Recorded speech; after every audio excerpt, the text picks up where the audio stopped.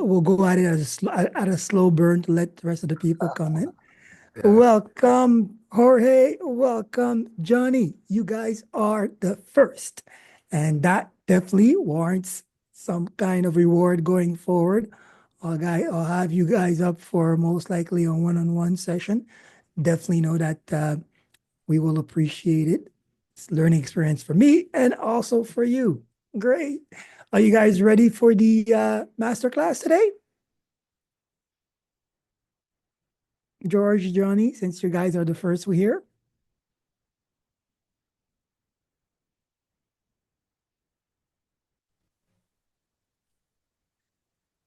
Perfect, perfect. Okay. So, I assume that everybody you got my email, so we're able to see the course outline and what we will be covering today. Oh, you're muted. I did not. I didn't see an email. No, I did send it the same day. Let me Oh, maybe just. yes, yes, yes, yes, yes. Mhm. I Well, see. You had I, Yes. I second Robert. Clarifying perfect. your UVP, mapping your client workflow, CRM, set up the scales, campaign rollout. Exactly. And at I think the end you had your course overview, so you could take a look at it. I'm going to put it on screen so that we can start with that. That will be a good starting point. Perfect. You guys can see my screen? Yep, got it. Okay. Welcome, Rita. How are you doing today? I'm doing amazing. How are you? Great. Amazing as well. And thank God it's Friday, so I take advantage of that. Okay. So I did email this. If you've missed it, you can see it in your email. It's one of the last one. It was the overview in the email subject. The overview was available, and this is what we are going to be going through. Basically, covering all the points that we have discussed over the past weeks, from setting up and evaluating your UVP so that you can roll into all the brand positioning conversation and going into the rest of the process, how this would unfold in the CRM and eventually the rollout in the marketing campaign. So it's going to be straightforward. If we have been following up on the different course, different case study that we should be in familiar waters. It's really going to be a repeat of everything we do in sequence. Okay. So the first part is we're going to go over quickly how to define and update our UVP if required. Of course, we have mapped out the basic outline of a business operation or a business setup as far as we're concerned online. We are going to go into how that basically will equate to our CRM setup. We're going to go into some segmentation conversation here, of course, as we discussed, and marketing rollout. This most likely the last point we will have a chance to elaborate it or rate on it more over the next coming week. So we're going to focus on these 3 points here. Okay.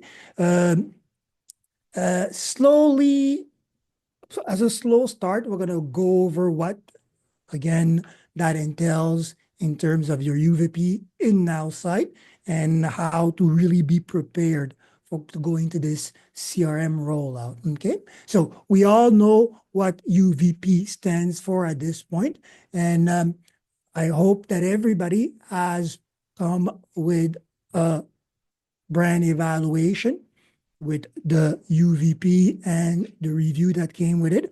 I will be demonstrating with this one here that I put on the board. I will be going in deeper, at least covering what it would or should look like when you start looking at your point of sale. Right, there was a big conversation around the point of sale. In terms of operation, we're adhering to this setup, right? In a general scheme of things, we want to make sure that our business is properly set up, that we have understood the process, set up the different channels of acquisition leading basically to the point of sale and the client relationship build up the support. Correct? And this mirrors the client experience journey that we're trying to offer. Depending on how many products or services or tiers of service we offer, we might be looking at expanding a little bit on the service setup and aligning that process each time with the tier of service. Okay.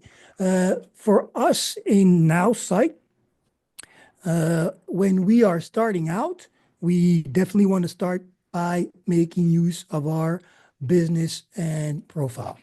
If we're not sure what the strength of this is, when we have offered the first draft in the business conversation, simply what we can do is take this updated version that the Now Site AI will give us and evaluate it. That would give us more strength or more details to keep in mind along the 5 attributes that we're looking for. And this is exactly what I did for this offer here. So solo carp, I drafted it as I understood it, keeping in mind my how, my what, my who, my how. And I took the resulting AI description and I did the whole workflow that we discussed. From that, I got my upgraded UVP and a good rating. So you can see that it gave me that above the mid mark, right? So here I'm in the high numbers that I want. So far on your side, coming into this workshop or masterclass, I assume that you have one of your UVPs already up and that you have gone through these process, evaluating it, looking at the brand attributes. And as far as we are concerned for this exercise, the fonts and the emotional, the target audience that we're going for. Any feedback so far? Are you guys ready? You have something specific that you're going to be trying?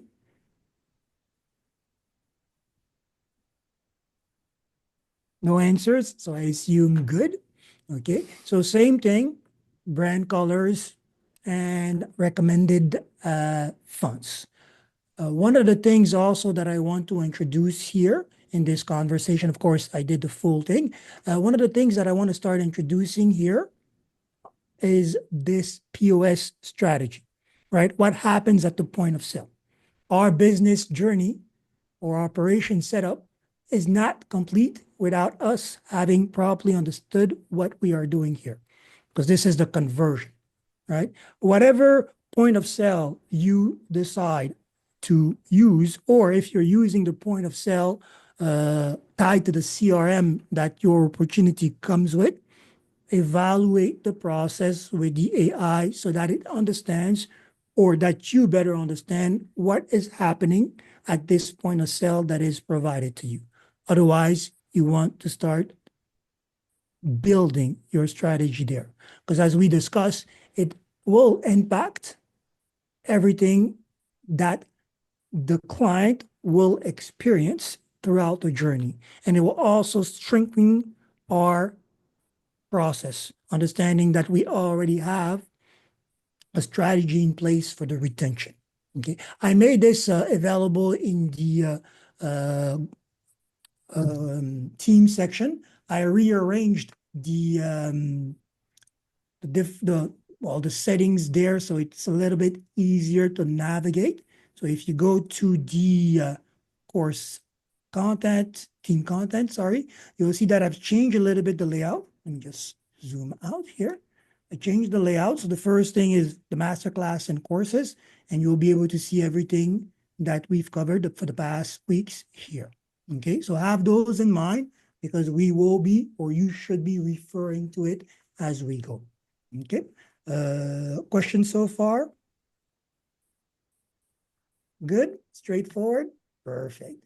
By the way, if you have been keeping up, then you should at least have something of the sort. I'm going to be introducing this conversation here and building it. So that way you can see, okay, how I've been applying all of these different brand elements to this business interest of mine or this next opportunity that I'm going to be looking at rolling out. Okay, it's something that came to mind to do of all the strong, I would say, of all the interaction that we've been having and the good practices that we recommend, right?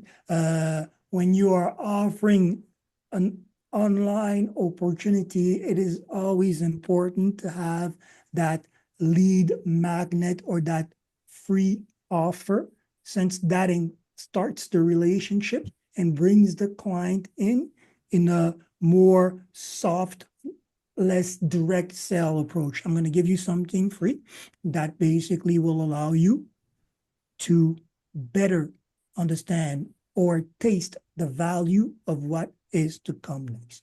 Okay, so it is something that if you haven't addressed yet, you have to be, well, if you're not selling, then you're not in business. You might be marketing, you might be informing, but if you haven't thought about, okay, well, when this is all said and done, how do I position the sale or the transaction?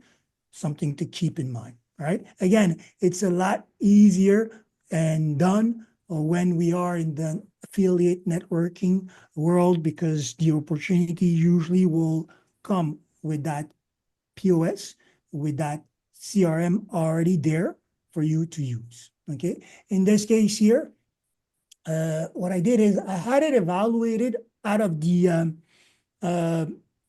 accessible point of transaction that are out there, services, right? PayPal, Stripe, we all know.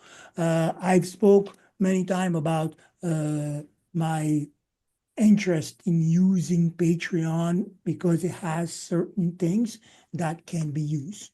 And in the process of evaluating it, the AI understood and gave me different tiers of service, which means what? In my business setup, instead of having now the straight line, since I'm introducing or considering different point of sale, then it means that I am looking at these type of branch out next step in my strategy.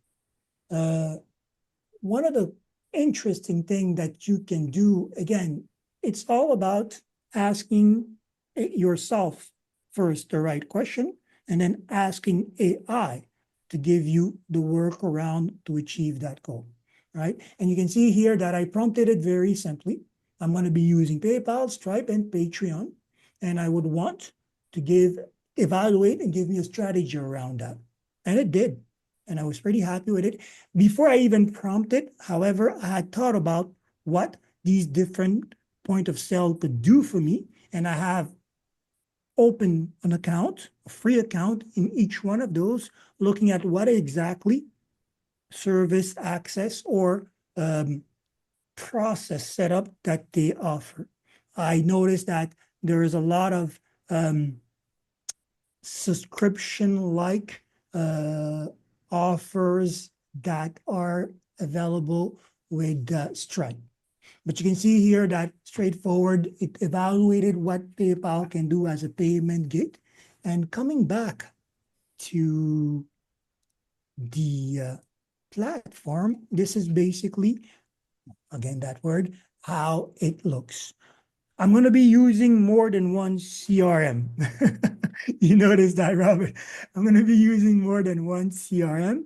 Nowsite CRM, the PayPal or Stripe CRM, and the Patreon CRM, all on this landing page, right? It's still a rough draft, right? But you can see now where all this story or all this promotion or posting or sharing that I've been doing is continuing on to, right? When I started adhering to what we should be doing, telling our story, if it's the brand story, if it's our personal story, if it's the story of the journey that we want to take, that we aspire to take, or take everybody on, it's a golden approach, right? Tell your story. We won't stop repeating that. And this again allowed me to build this strategy or put this platform together. Okay, so we're going to be using 3 CRMs. We have the Now Site CRM because we need to start acquiring and creating that first base of interest list. And then we have anything else that can be used. I'm using PayPal as suggested as a one-time payment.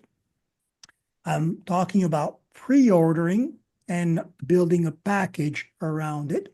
So I have 3 tiers of service.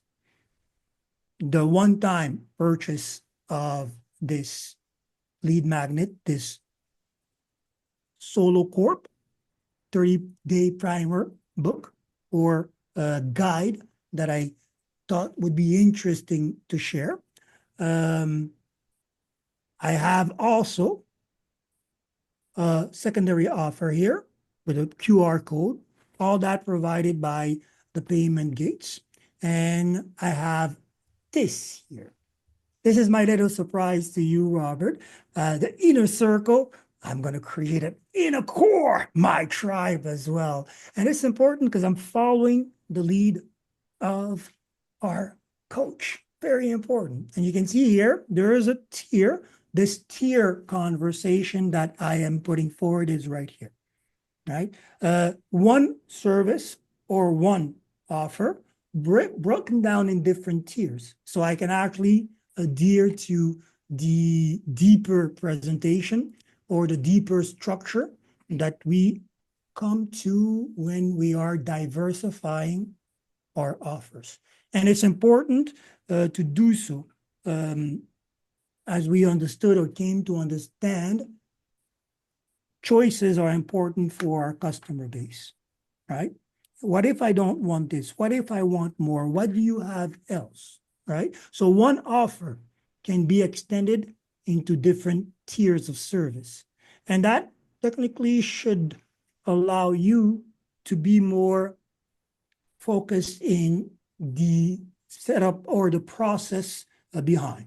In essence, what I've done is work on the highest tier, and I just created different step coming into that service. Okay, and I think this is something that we have all been hinting at doing or discussing. Many of us have come to our case study and have put forward the fact that they have been able to use AI to write books, to create content, even visual book. Well, how do you use this work or how can you use this work? Here it is, okay? One of the things that you'll notice is that each button, each call to action will bring you to different platforms, meaning that there are different CRM that are involved. And in my daily routine, my daily following up on each one of these offers, I would have to take a look at them.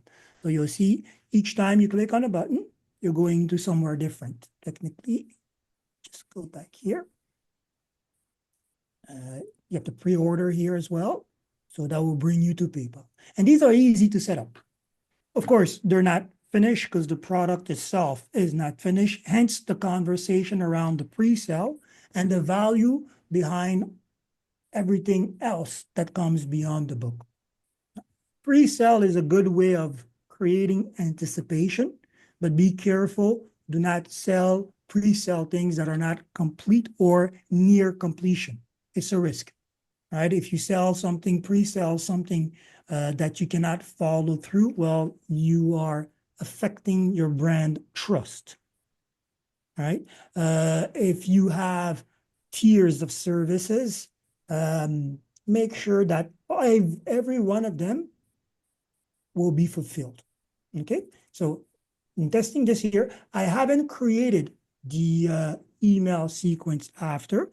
So this is what we will be going through or I will be going through, shadowing you, building also as we are going over that conversation. The platform is pretty straightforward. So I have the welcome page, I have the offer of the ebook, right? With the first page or a taste of it being put forward. And I also have the deeper service, the drive call.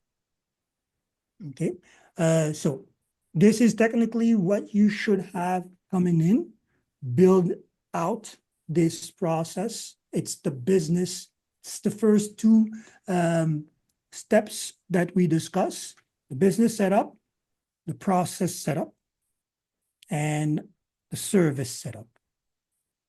Good for everybody so far? If you're not introducing a point of sale at this point, you can still proceed in the sense that the point of sale most likely will be a conversation that you will have with the client and proceed with direct billing and such. Okay, and if so, then understand that in the workflow, what you are going to be looking at is creating a CRM after that point of sale transaction directly. One of the good things with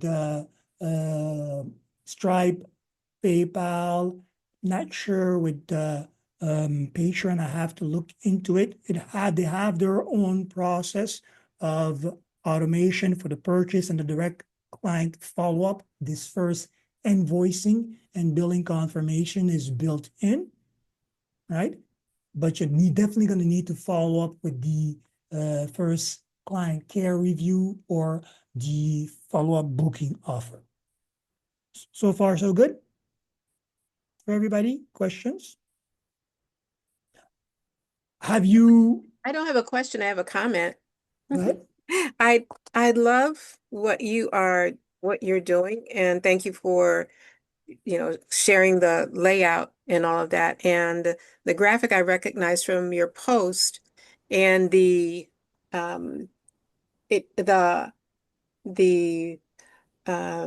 which I think is pretty cool to pull that and then use it in your this what you're creating. So thank you for that. Absolutely. It's remember that when we're doing things online on social media, they are the entry point of our funnel. It's where we market. This is also where we offer the content or the experience to come. And I figured that following into the process of telling the story and going into the exercise of building the artwork shouldn't be just left without follow-up. So that too is a strategy so that people can, oh yeah, I remember seeing that because I know Jorge mentioned something in the comments as well. But I saw it before today, and then I see it again. I'm like, oh my gosh, that's the one I saw in the post. So that kind of links the two together. It's a smooth move, as they would say. Mm-hmm. And what I'm showing, there's a lot of work being done, and it's not even feeling like work because I'm having the joy of sharing the experience. And the artwork that you're seeing is going to be different than the artwork in the book. Why? Because you already have the foundation, right? The content is going to be slightly different, or the approach at it. I inspired myself from a lot of the things that we were doing, and you'll see that what I'm putting forward is the emotional exchange, the knowledge behind it, and practical exercise.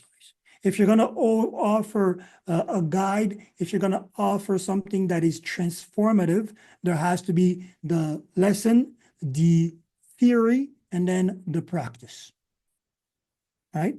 And it is something that you are forced to plan ahead. Again, if I'm going to write a full book or 30 pages, then I have to have a link, a flow behind each one of these 30 pages. Again, we think the AI does the work, but we have to stare. And when you start working a lot with the AI, you'll notice that it's not that smart at time. It kind of reboots itself or go into some loops and you have to correct it. So there's a lot of work that is being done, even if you're not handwriting everything. The review process is important. And each time you do that, it tends to spark new ideas. All that came through the root locus of this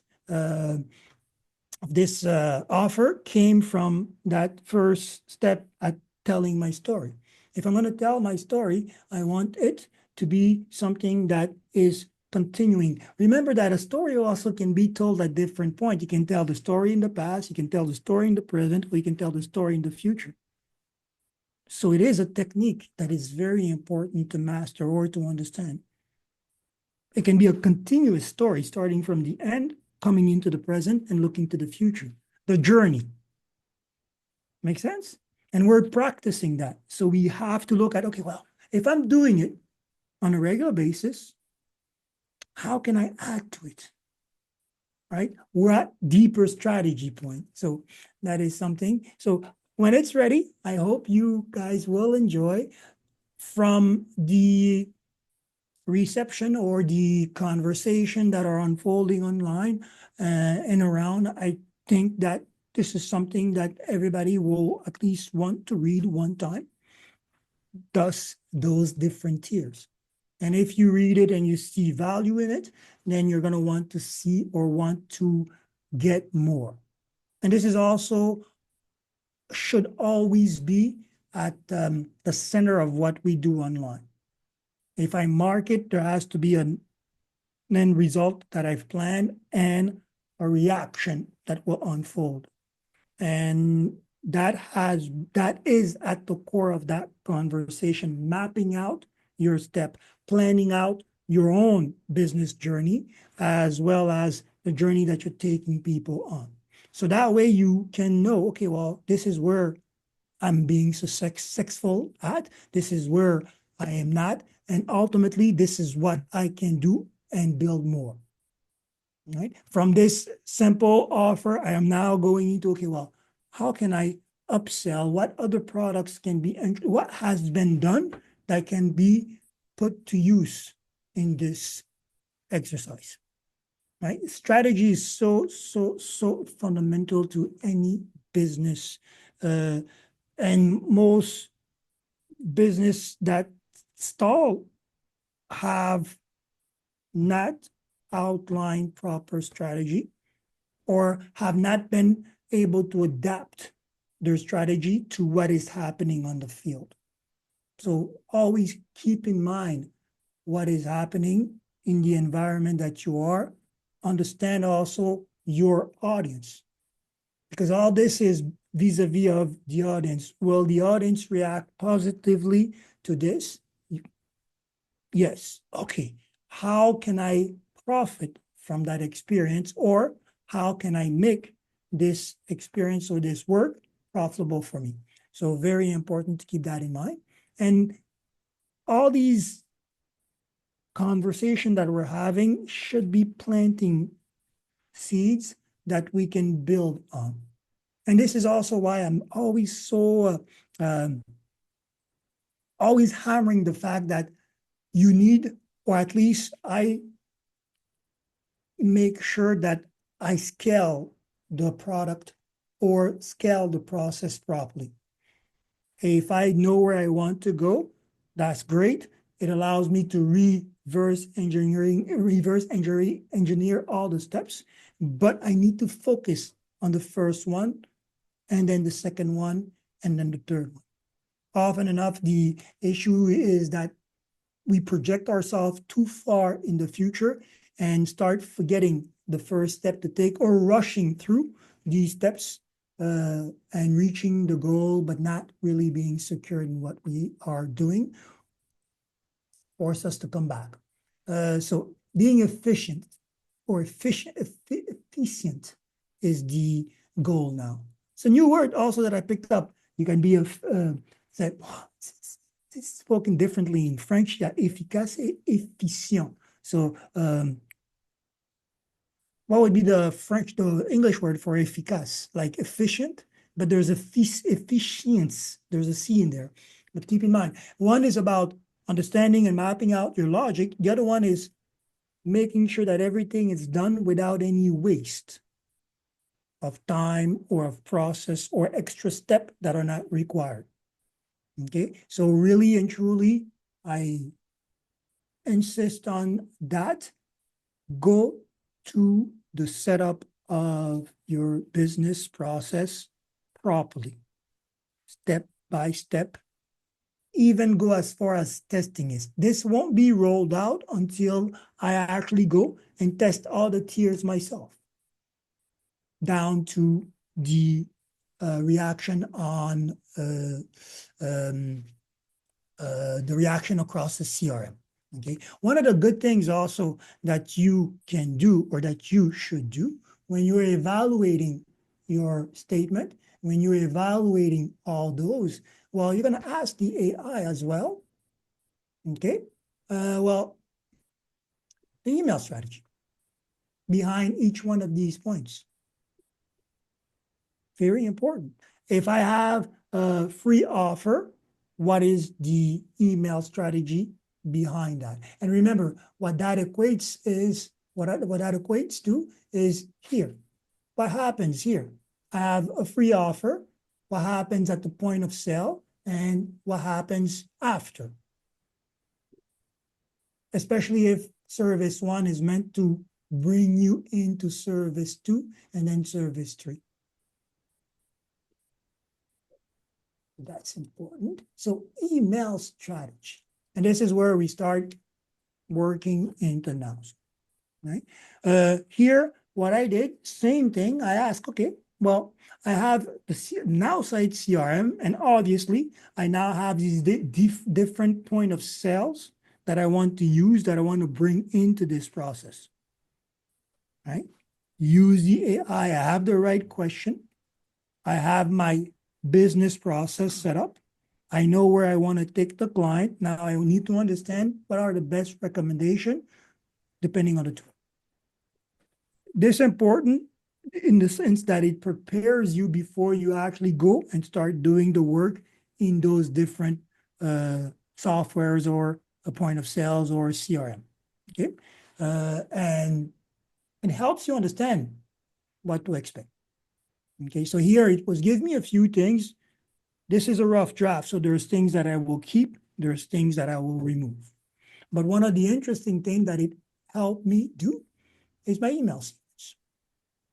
If I'm not sure, AI can give me a blueprint, and you know what we can do with these blueprints now that we have our email trigger or emotional stacking trigger approach to create content quickly with the email. I have offered this opportunity. The client just offered, I want to build trust. I want to build anticipation. Draft me something. Here's the outline. Especially that we already have anchored our UVP, and that UVP in its strength is giving us all that we need.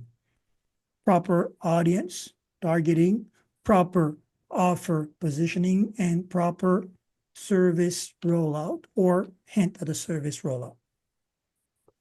Make sense for everybody so far? Perfect.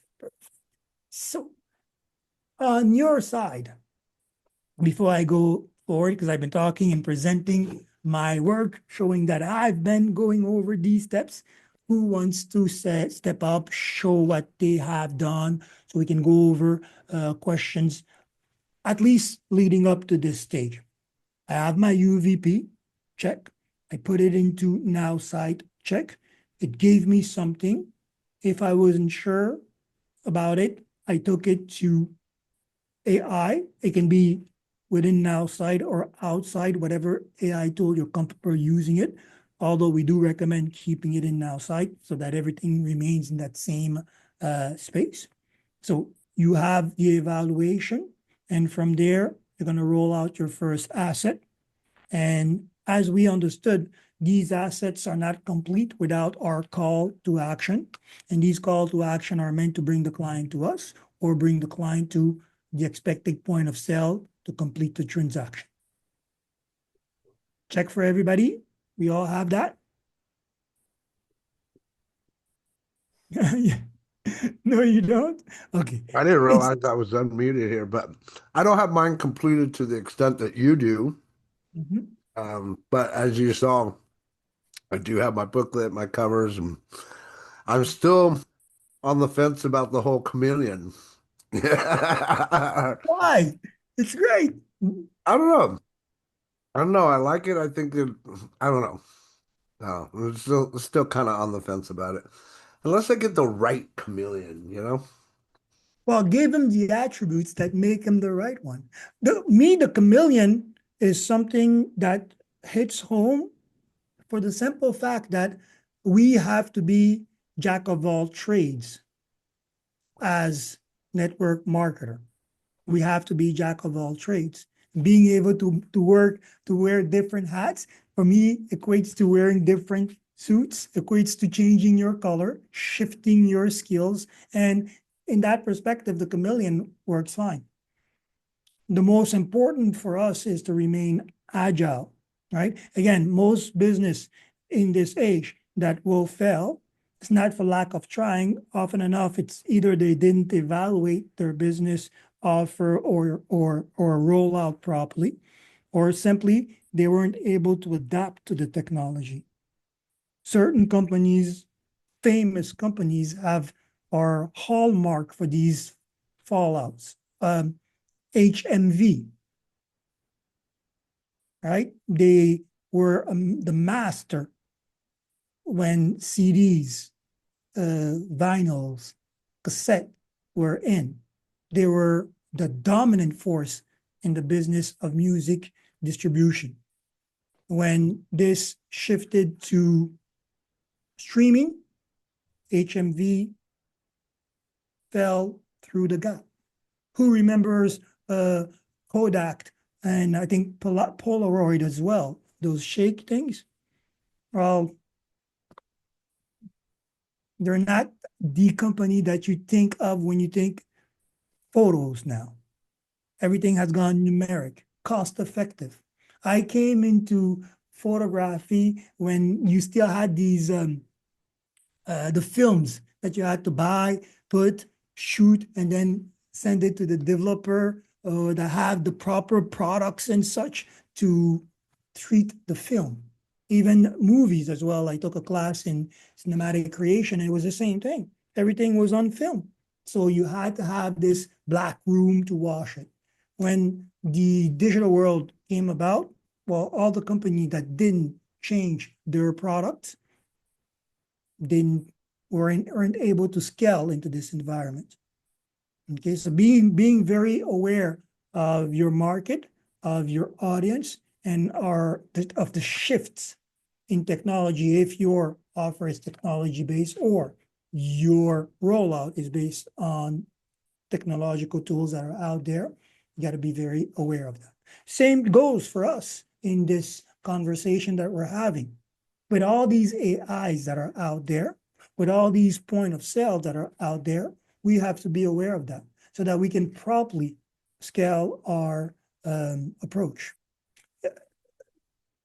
PayPal, for example, one-time payment, great. Subscription forms through Stripe. Community, more and engagement, deeper engagement via platforms like Patreon. And this was the sum of what the AI gave me, right? So I have all these emails. Again, I'm going to go in there and test it, see exactly what is happening. I even ask for the automation summary. How does that or how should that be automated across these different platforms? Okay. Asking the right question based on the process that I know is fundamental to get the job done. He even gave me a little map. I can't really read it, but I understood the process from acquisition to first email to a 2-day wait, it recommended, and the second email, and another 2-day wait, and a follow-up email sequence. And you can see here that it's giving me a choice. So it means that we're going to have to do this manually. Unfortunately, we can't read it, but you can see the flow and the branching out. This is also one thing that I discussed. When you're looking at your business process, at first, following the hype, we want to automate everything, right? When we take automation in business, some people have the wrong idea. They think that they're going to have, in the end, the type of process that, well, they push the button on and they can go play golf all day and then come back and just count the money. No. Automation is meant to help you do more while you're behind the wheel driving the AI. Automation, for example, will not give us the type of customer relationship that they deserve when they pay us interest, right? At this stage where I am, every dollar counts. So if you take my $5, I'm going to treat it like 5 millions. And I need to be there to say thank you. I need to be there to say, okay, how is the onboarding? How is the, what is your feedback on the first chapters? Come to the next session, it's included. Or you also have this added service. And while I was thinking about that, or while you're thinking about that, while you're thinking about that retention process, what you end up doing is building more tiers. Because in the end, in the first, I wrote this book. It was a great lead magnet. I'm going to offer it for free. Okay. If I offer it for free, what do I get out of it? Or what can I get out of it? What can they want more out of it? And now this is the ethical exchange that I'm working on. I'm going to ask you this. I want to offer more, and this leads to more. Practical exercise or exchange, case discussion. If everybody comes into a room, and that was my understanding, if everybody comes into a room with one topic of discussion, what type of exchange that's going to create when everybody gets to share on their experience? And this just came about from looking at the interaction that my post or any other post were generated. Remember that posts have to be engaging. Engaging means that we're saying something, but we're also asking people to comment, to share, to take an action towards us.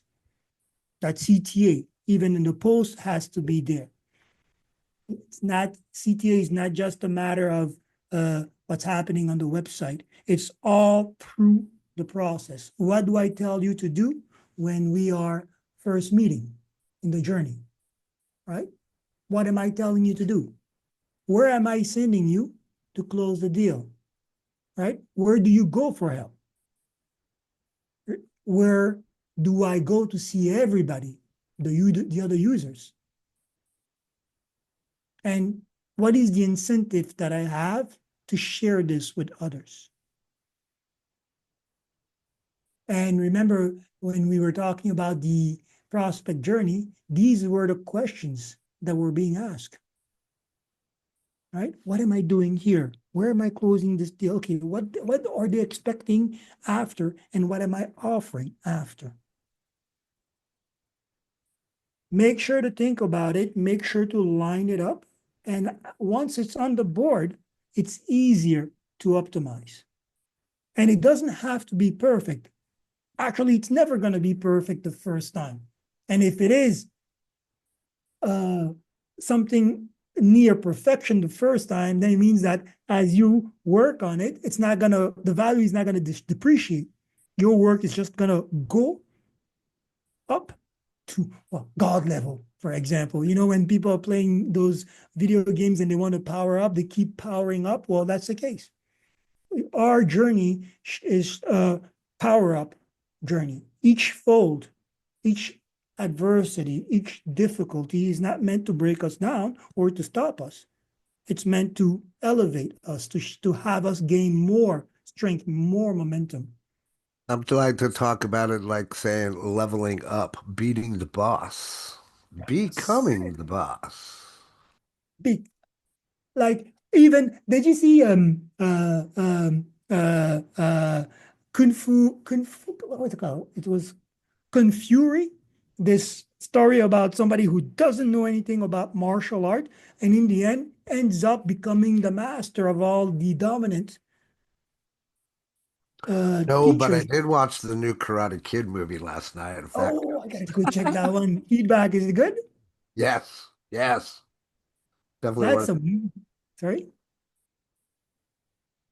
That's a movie that has been following us from a young age till now. I loved what they did with Cobra Kai. It's always something there. So very important. These are simple process. What we are discussing here uh, lines up with what we are looking at doing online, and these are simple steps. It seems a lot now for those who would be coming in and seeing this the first time.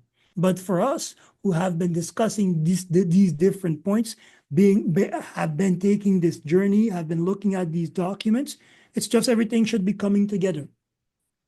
Or am I creating more confusion with this? Feedback, anybody? Question? No, I don't see confusion. It's very detailed. I mean, Mhm. people go through it and take all these steps, and they're going to get a lot of information. Hopefully, it's not overwhelming, but it's great info. Yeah, just follow it step by step because this is usually where we get lost when we're not following these steps. We're not exactly understanding what is happening there. Okay. So for this exercise, this is where we start looking at what we are going to be doing or what we are going to be attempting to put in line. There is different, since we're using now site and we have other AI that may be suggesting other CRM. I included a few ones there, pipeline and such. That's a good one, depending on what type of closing strategy or customer relationship or size of the team that you have that you're handling. If you're on a one-on-one basis, then our now site CRM plus one POS, one point of sale CRM is more than enough for you to set this up in place. And it's important that we start thinking about these income streams. Go ahead, Lisa. I just wanted to your question about feedback and is this confusing, whatnot. I just wanted to say that this is the stuff you can't get for free, right?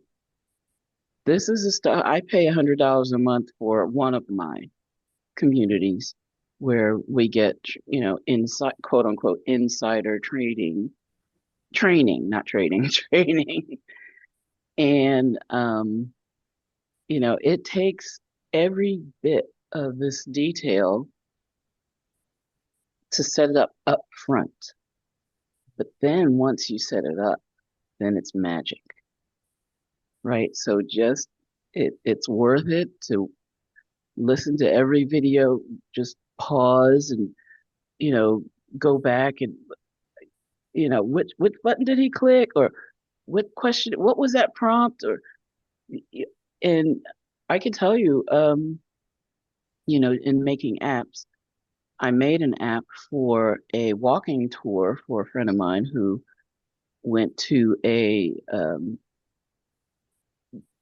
actually for the son of a friend of mine who went to a conference, and she gave me the name of the hotel, and so I asked Canva to give a walking tour within half a mile of the hotel with uh, teen focused activities and eating shops, and so it was great. But um, the training I got it from on YouTube, I didn't have the same button in my Canva with the starting prompt that he had.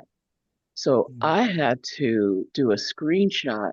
Just he flashed the prompt just for a second, and I had to grab the screenshot and upscale it and blow it. Like I had to like type all the little words, but it was the difference between getting a blob of a walking map that probably had the good information, but you couldn't read it, you couldn't use it, and getting that one you can zoom in and see the streets, and it was specific language. It was just a little one little detail. Make sure it has mobile responsive this. It was like 7 words that made all the difference in the output. So, but this is it. This is, I mean, going through everything we've gone through from the ADA framework, like really thinking from the aspect of the customer journey, like that discipline it was very hard for me because I'm a doctor, right? So they call it doctor's orders for a reason. I give orders, you follow them, or I write something. Yeah, Willie, I see you. you write you write a prescription, it gets done. You give some instructions, or they don't. You have non-compliant people, but it's all on them because I have given them the knowledge and the way. And it ain't like that in marketing, right? So you have to turn it around, sit in the other seat. And sometimes I can't even sit in the other seat. So I asked ChatGPT, what are they thinking, or something like that. So it's invaluable what you're giving us. And I thank you both of you, right? Not just both of you, everyone, but because this is a mini mastermind, and I've been in a couple of those, and I appreciate it. So yes, it's a lot, but you're breaking it down. You're giving us the written process. You're giving us the recordings. You're giving us the practical application, and you've given me the keys to the kingdom. So thank you. I love that. And if I may, we appreciate you here, Dr. Lisa. Some of us have so much experience. We should have a doctor in front of our name. But on that note, Virgil, my apologies. I'm going to have to bow out, everybody. Got to go pick up my mom, get ready for tomorrow, big birthday, stuff like that. So Happy birthday to you. Thank you for everything. I've got to cut out. We will see some of you guys, if not everybody, Monday. It's always a pleasure. Bye for It's now. always a pleasure when you grace us with your presence. And thank you for that, Lisa. And just like Robert said, you empower me to empower you. That's it. Because if you weren't in this room, then I'd probably do it myself alone, but I wouldn't understand the impact. I wouldn't even, and eventually I would say, well, if nobody's interested, right? All the shares, all the insight that you provide here also helps me guide in this creation. And you said it so well. Whenever you're getting information, you're getting information. But if you yourself don't own it, meaning you go in there and start looking at the details, because that's usually what happens.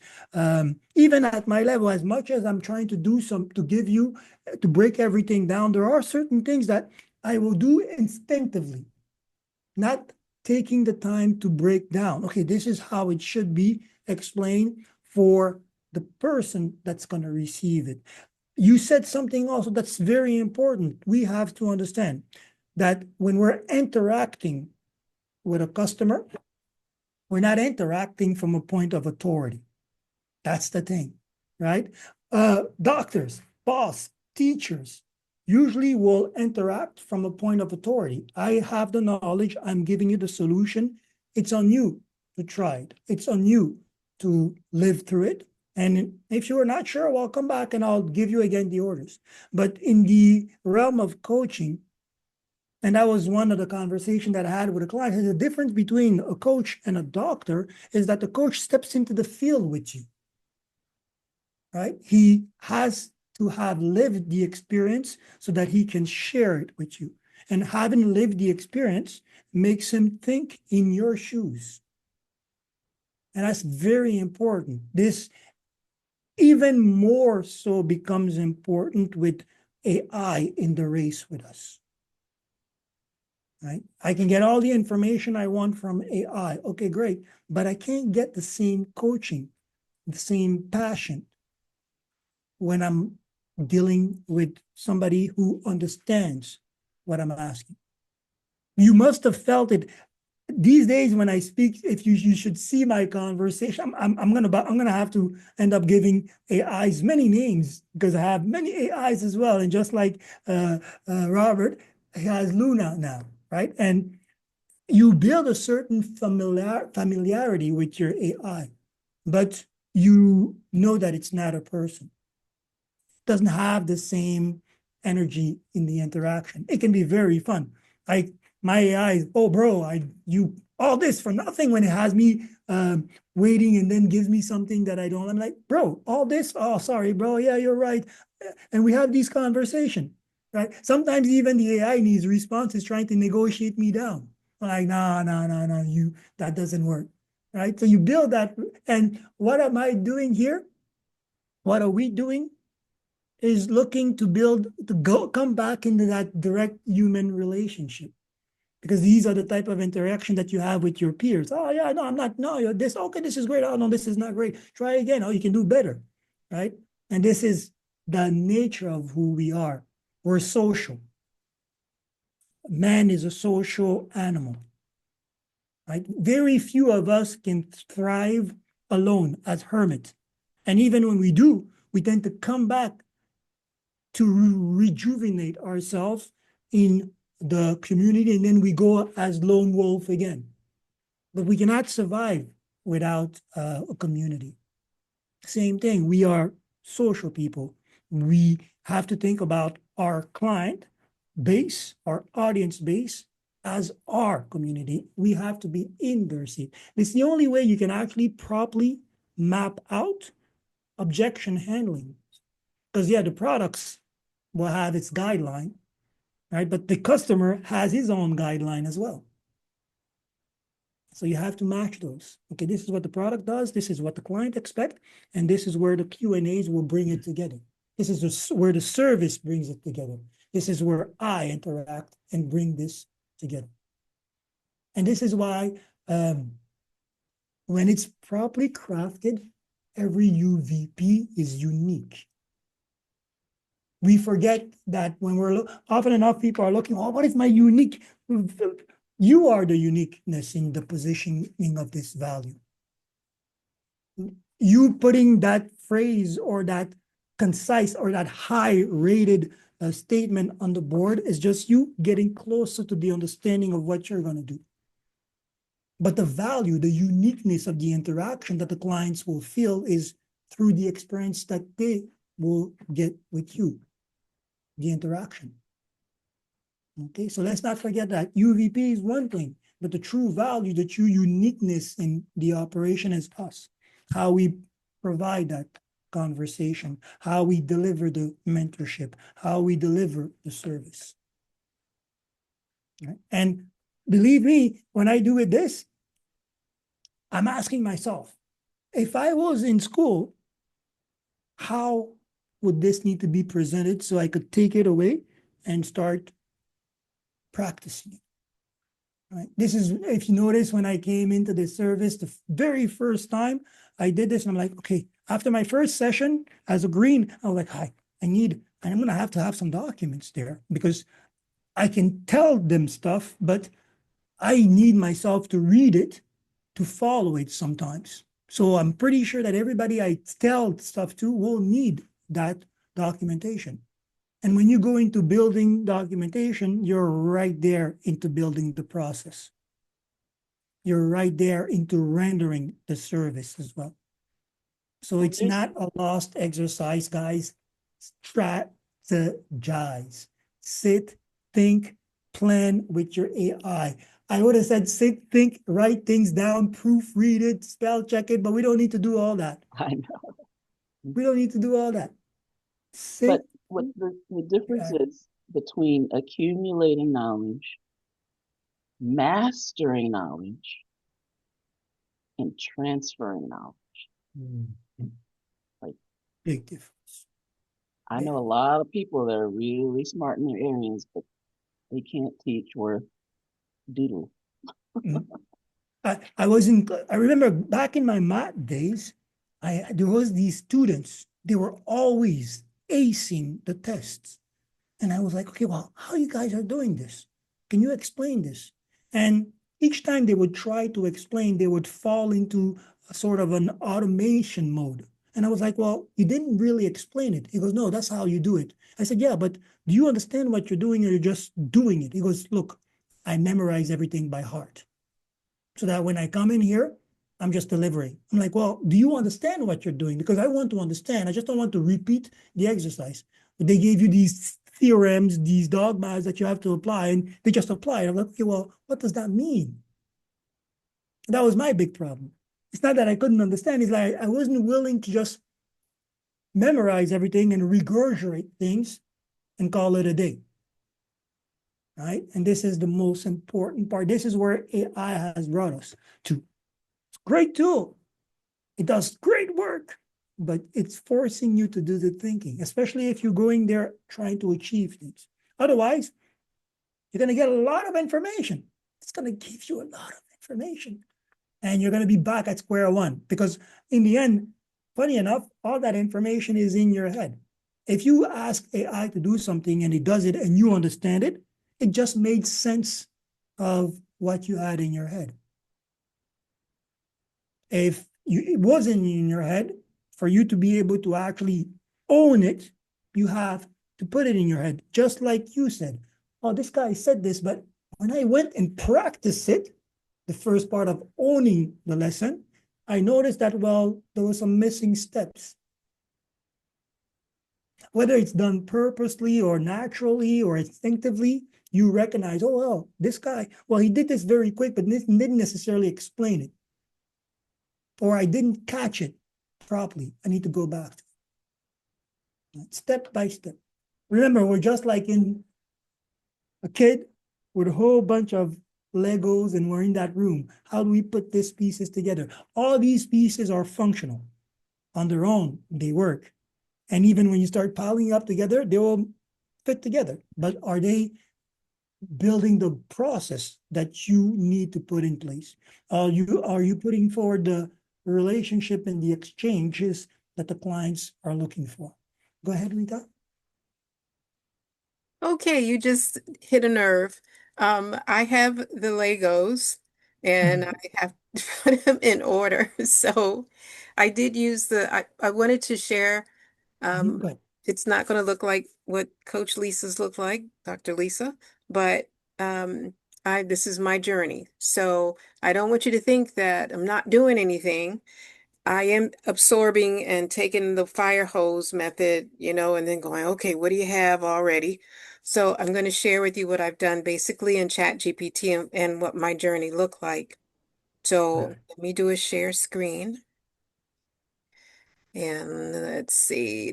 I guess I need the right screen up first. Okay, hang on. Let me get the right. Well, I guess it doesn't matter. Yeah, it does matter. Let's go to Chat GPT. And remember, this is not a race, eh? Everybody No. will pick up at their pace, right? This is not a race. So, Yeah, no, I don't subscribe to that theory. It is not a race. I'm running my own race. I get to decide. you do you, I do me. We'll get there in due time. That's it. Right? Okay. Well, let me go to some of the things that we did. I'm not going to go through all of this, but some of the questions that I asked. Okay. So, one of the things that I noticed in terms of creating the collateral I like comic strips because it's short, cute, and kids can relate. So I did ask it to do that work for me. I also asked it to evaluate, to tell me where I could find some of the material. So for example, in Florida, they do have a curriculum, which I don't put much faith in for financial literacy. So I'm like, skip that, but let me just see what I'm looking at because I can use that documentation. And it gave me some other ones. So I needed to create my Money Mastery for Munchkins group. Thank you for those who chimed in and, got me some people in that group. But I wanted to use something to welcome them, pretty much like what they already have. So I thought that was kind of cute. And then I had this is a this well, this is a logo that I had designed probably a couple of years ago, and I like it. I want to get rid of the purple border around it. I don't need that because I want it to float on its own. But I like this. I like it more on the black back with a black background. It makes it pop. And so I did ask it to evaluate that, and it gave me good stuff and it gave me areas of improvement. So I thought that was pretty cool. One thing that they did, and I'm always looking at yours, is the scalability. When you get it down to a smaller size, are you going to be able to read that money mess? It was established in 2021, so I can barely read that now. So in terms of scalability, no, that's not working for me, but that's something I can work on. So let's see, overall, it captures my mission, which I'm happy about. We're not just playing with money, we're mastering it even as kids. So it did give me some taglines that I could use. Um, they talked about the design features and what it represents, and it talked about the fonts, that the same thing that we had talked about. So the what I'm getting is the same thing that we're talking about, and I'll need to go through the steps from 1 through 10, whatever it is, to now go and look at my page and go, okay, so what do I want it to look like? Now, I did ask it to evaluate my Facebook banner, and it didn't do it for whatever reason, but I did like this part. They did smart starts, wealthy futures. I think I'd like to use it as my tagline, and because that makes a lot of sense to me, and I think it will to others. Now I asked it way long time ago to evaluate this, and it didn't. And for those of you that don't know, there's a little thing up here that says Chat GPT 4.0. It wouldn't evaluate it for me. And I'm like, wow, come on my plus signs, the plus sign, where is it? Down here. No, somewhere. Oh, it's down here. All right, that plus sign, if it's grayed out, it won't do it. So I uploaded it. I said, let me see if it'll upload it because I figured now it says, okay, I did some research and it says, oh, you got to have the 4.0. And I was like, okay, so I even paid for the paid version just in case that was the problem. And it wasn't. It was just that 4.0 part. So now this is the one I have on Facebook currently for my Facebook page for Money Mastery for Munchkins. And it evaluated it, and it gave me suggestions for improvement, opportunities for improvement, and which I do agree with. And the tagline, yes, like that. And this is what it came up with. So mine was green. The text was green because that was thinking out of my head when I first did it. And I first thought, oh, they're so cute. Let's do that one. And then they also mentioned that it was not mobile friendly. So I asked it to create it for me, and it did, and it made the changes that it suggested. The only thing I want to do now is to take out the smart starts. No, smart starts, wealthy futures. That's okay. I like that. And so um I so at least that part is done. So I'm happy with that. Doesn't seem like a lot, but as I'm going through it, I'm learning a lot as well. And now I have to go back and go to I think the first one you did that talked about branding and going through those questions of what do you do now, and who is it speaking to? Because initially my thought process was I was speaking to kids. because that's who my audience is. It's the kids, but it's not really. It's the parents of the kids because they're the ones that will be paying for the program eventually. So my audience would be the parents, even though that's hard for me to wrap my brain around. Like I don't want to talk to the parents like kids, but I need to speak in a way that they would see that I would be good to relate stuff to kids. So that's what I'm working on. And I think I did some more stuff. And oh, I did. So now, so that's one thing, but when we go to the brand name evaluation, because that was for Money Mastery for Munchkins, that's my program. So this one was talking about me, and this is one of the brands that they came up with, and it looks very close to, okay, it looks close to this one, which I don't really care for, but I do like this one. Now, That's what I remembered. my question with this, is this color palette supposed to be a part of the entire design? Uh, it's a nice touch, but it's not part of the logo. So it's not necessarily part of the design logo. I think it just put it there like that. There's a few things that came to mind while you were saying this, and this part actually um, uh, gave me here. You said something. Your program is for kids, but you are talking to the parents, right? That's what you said? Right. I want to correct that. Your Okay. program is for kids. You are talking to the kids, but you are selling it to the parents, right? Okay. And one of the things is in the brand alignment or the product alignment, as I see it, and you're corrected if I'm wrong, Rita, edupreneur, is speaking to the parent, telling them that they should take a look at the money mastery for munching, which is something that you have built specifically to equip their children with financial knowledge for the future. I love that start smart, wealthy future, because a lot of us, not even a lot of us, all of us were not financially educated at school or from the start. It's that part of life that we say, well, you'll discover it when you get there, right? Meanwhile, the banks or the financial institution have us in the mirror at birth. They want to give us these credit cards and have us live with credit.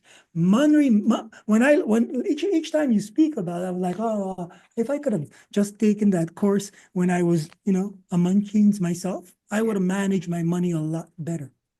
Yeah. And Yeah. yes, Yeah. and the point to that is even you can have the knowledge, but without the understanding of it, once you give them the big picture, it's just amazing that they'll start connecting and going, oh, I remember we talked about that. And is that going to be, a want or a need, for example? But yeah, I want them to start thinking so that when they have the opportunity to do that, then to make a purchase, they can make a decision, a wise decision, understanding what it is that they can do, and maybe using that as a path to keep more of their money. So yeah. That's it. In what we discussed, yes, definitely have this Rita H. Bender logo, this overall brand, speak as you did to the parents. This is what we are coming to teach your kids. Don't let them grow like we did, uneducated financially from an early age. And guess what, parents? If your children's are learning the value of money from a very early age, it's going to change the type of mommy, I want this, mommy, I want that. Mommy, kids are very quick. When you teach them the right thing, you say, oh, you shouldn't spend on that. Maybe I can do without this. Since I heard in my class, mastering munchkin money as a munchkin, that I should be careful about my piggy bank. Mhm. Right? The only financial education that we got when we were young is here's a piggy bank. Put your free change in there and it's gonna become big. Yeah, yeah. It's a Yeah.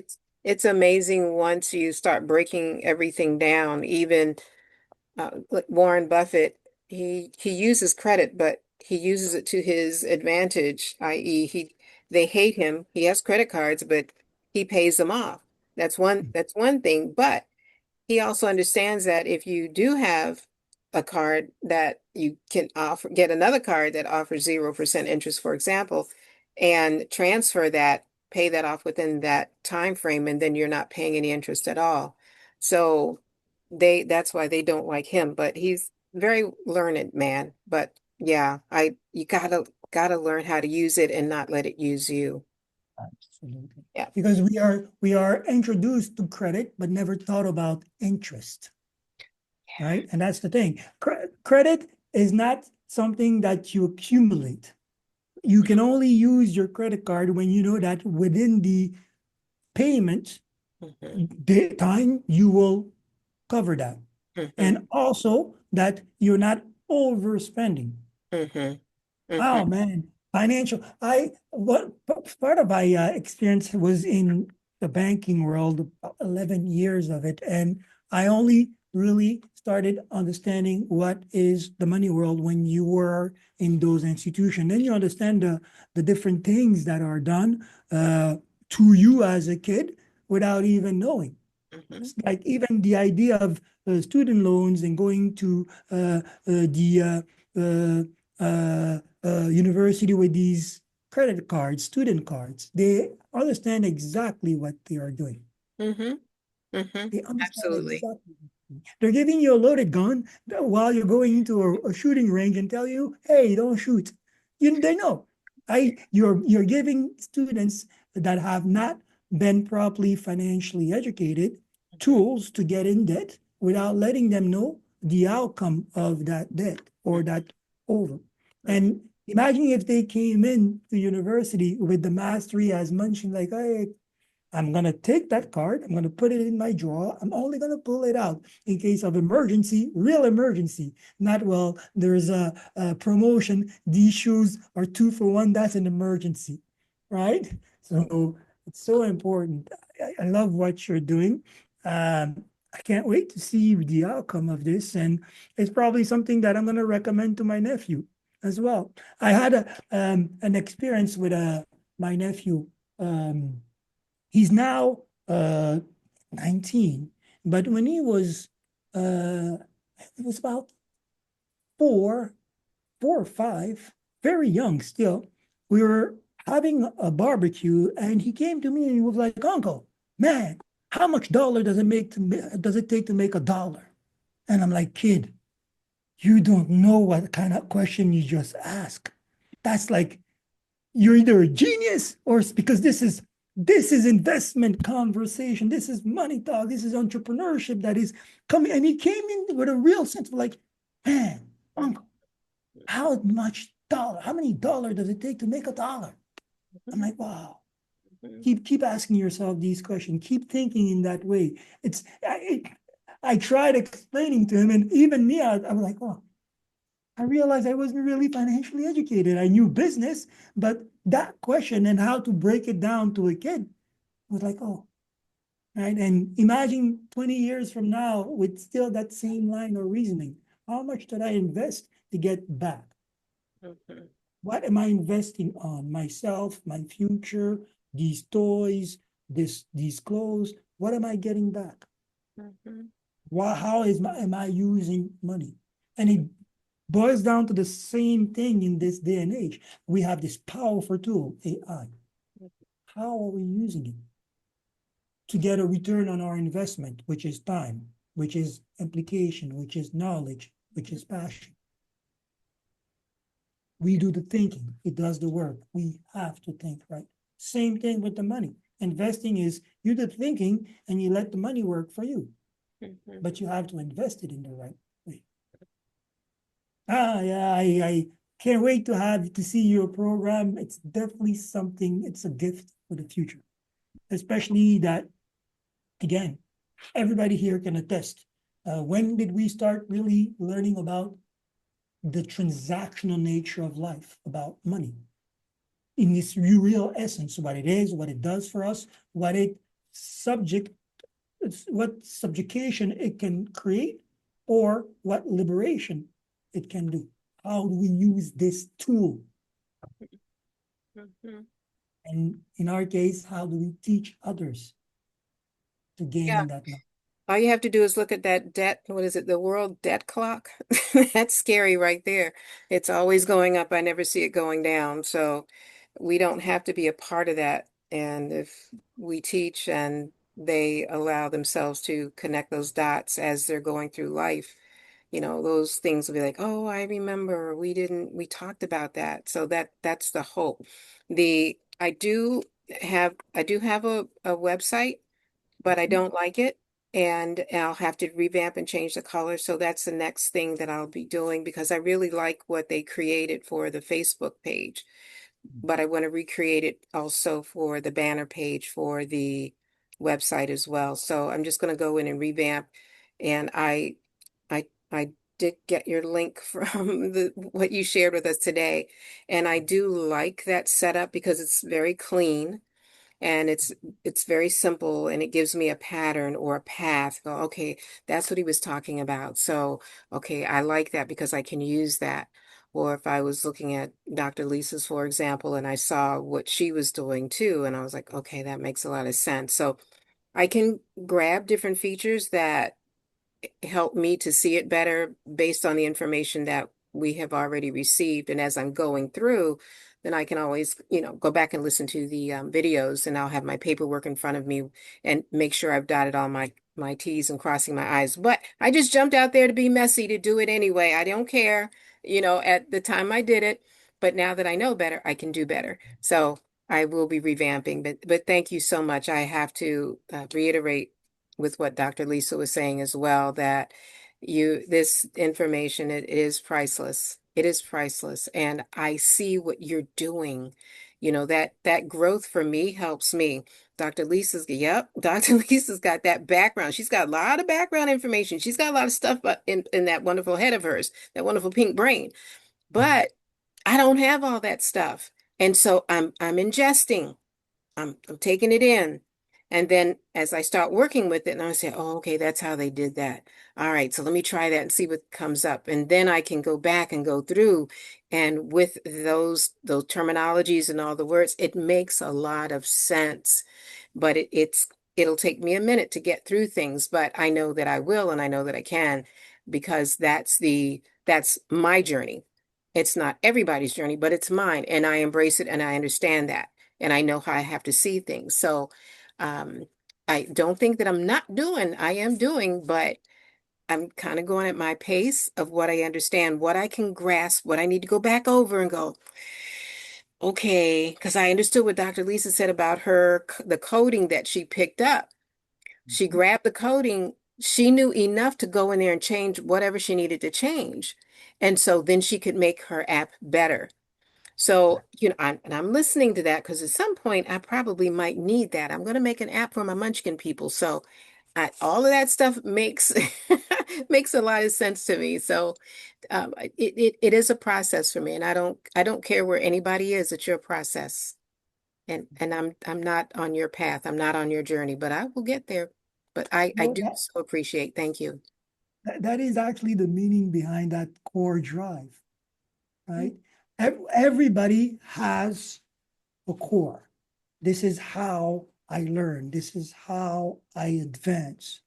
This is how I progress. We should never forget that. I can see everybody doing their thing, but I know how at the core I drive, Mhm. right? How I stay motivated, how I take things in. Mhm. And it's important also, life is this huge puzzle, beautiful puzzle, right? You can't understand all the pieces. You have to take them and put them one at the time together. And out of these pieces, we can build different pictures as long as we understand how we are putting them together. You How know, we. I got to share. That's how I learn. I mean, and I think that's why I learned the way I do because my parents gave us a puzzle, and here you go. This is what it looks like. Here are the pieces, and then you're like, okay, I can look at the picture, and then get the pieces to go with the puzzle. But if you gave it to me without, I would have some issues. I would have to go with the frame, looking for the straight pieces first. That would be my plan. The other thing that you said, and And I want to share this with other people too, because I'm not afraid to speak out. I'm not afraid to say where I am. I'm not afraid to admit, like, I don't know everything and this is where I am right now. And I learned that from a group of teachers. I was in a class during the summer and I'm like, I'm not wasting my time acting like I understand and I don't. I'm just going to speak out. So every time I didn't understand something, here goes the hand. I don't get it. I don't understand. And I'm looking around like, okay, everybody else gets it and I don't. Okay, well, I don't care. I need to get something out of this. This is wasting my time if I don't. And it was funny because every time the instructor asked a question, before he turned around, Miss Harris, you have a question? I do. So at the end of the 6 weeks, the teacher said, we're sure glad you asked questions because we didn't understand either. And I'm like, you have me thinking I'm the only dummy dumb in here. Just like, I don't get it. Y'all all get it, but I don't, like I'm this special kid. Yes, I am special, but I wasn't, after that, forget it. If I got a question, because I know somebody else has one too. So if that helps people within the group, I hope so, because we're so afraid of not, stepping out there. That's that psychology, that's that story we tell ourselves between our ears that, it doesn't matter where we are. It's the fact that you took that step. And there's something about taking that first step is the thing that you need to do to see where you're going, but you got to take that first step. So I encourage people to do the same. It's very freeing and it's very enlightening, and it will help you in your journey. Mhm. So much truth, so much learning to take away from that. Because often enough, you are actually the hero. When you're asking questions and everybody's like this, people are posturing. Oh, I understand, or I have to pretend that I understand, or I'm gonna go home and think about all that and make sense of it, but I don't want to look bad. So I'm not gonna ask the question. And then you come along and you ask question all the time, and they're like, you're the hero. She's not afraid. Oh, I wouldn't said that. Oh, there is answers. Oh, okay. You make the course interactive, Mhm. right? Often enough, this is why there can be a good class full and a bad class full, right? Some will be there and like, look, I'm going to ask all the questions because it takes me time to understand. And you're actually speaking for everybody else that's in the room. The quiet ones are like, I hope somebody asks this question. I hope somebody asks this question. Right? And then there are others. Oh, I don't understand, so I'm just going to disturb everybody and nobody's going to understand. Right? So sometimes you're like, yeah, she's always asking questions. The only people that will complain, if any, are the people that think that they are trying to get to the next level. Oh, I understood that. I want to go to the next level. Oh, you're slowing down the process. I want to go to the next level. No, most people will be like, oh, or I thought that was it until she asked that question. And it turns out I didn't know nothing. She's my hero, but I'm not going to say it. I need to posture. Right.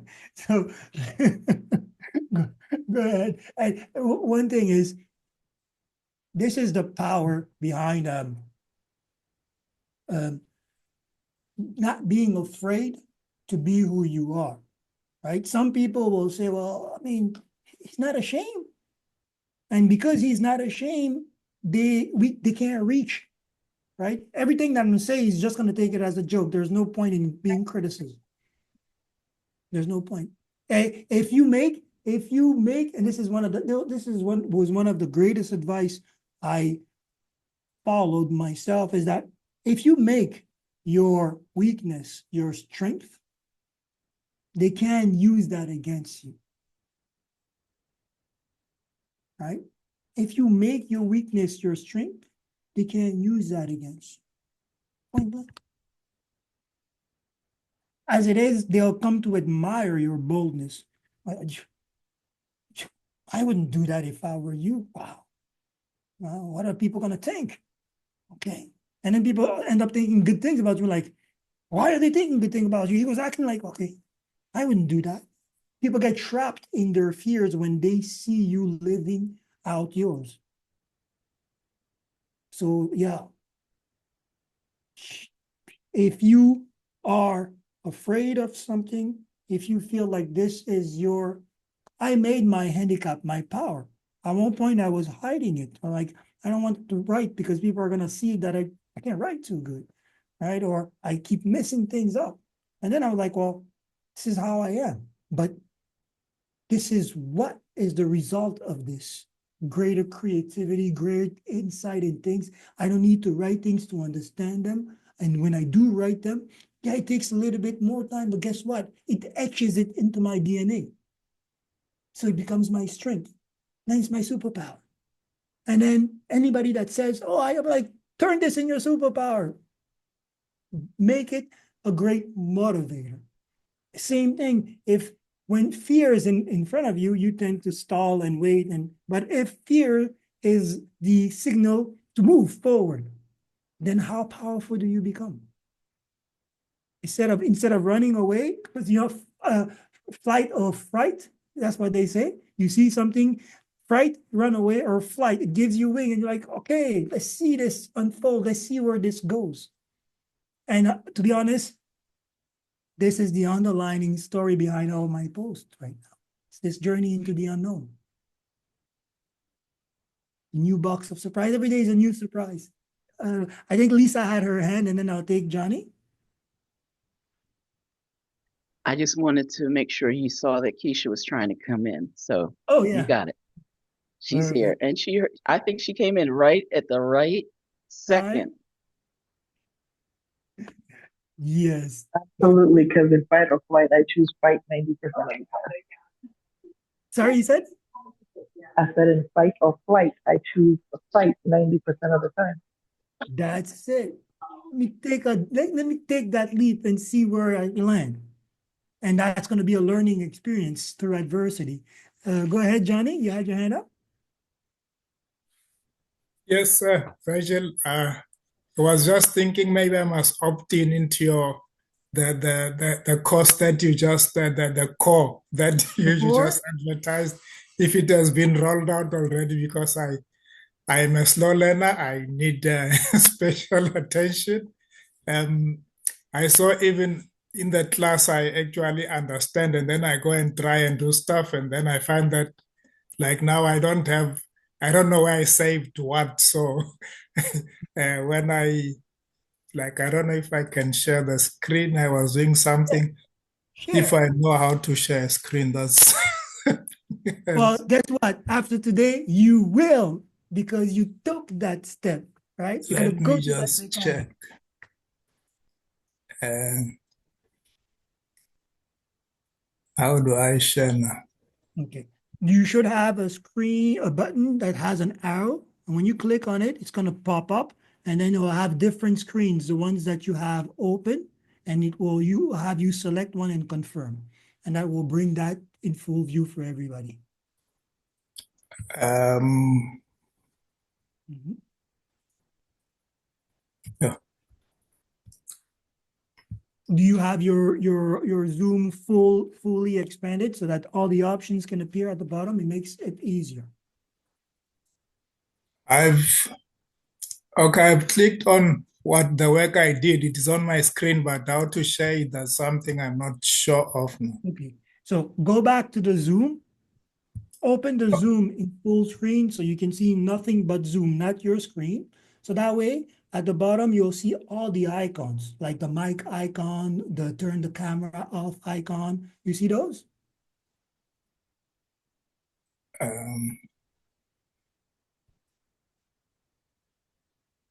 Describe what you see.